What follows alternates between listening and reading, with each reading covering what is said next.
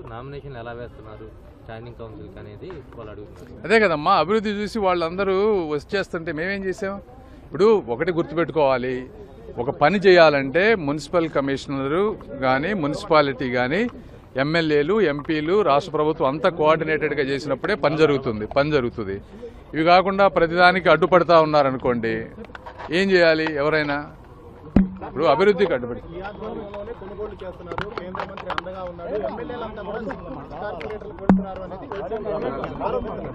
అమ్మా, తెలివి దిమాకున్నోళ్ళు ఎవరు కార్పొరేటర్లను డబ్బులు పెట్టి కొనరు. ఓకే, ఏదో అంబటి రాంబాబు గారు ఇంకొకళ్ళు ఏదో వాళ్ళకి మైకు దొరికింది కదా అని ఏదో మాట్లాడుతూ ఉంటారు. అవన్నీ మీరు పట్టించుకోవాల్సిన అవసరం లేదు. చూస్తారుగా మీరే అన్ని. అభివృద్ధికి ఏది అవసరమైతే అది చేసుకుంటా పోతాం. అభివృద్ధికి ఏది అవసరమైతే అది చేసుకుంటా పోతాం. Okay, thank you.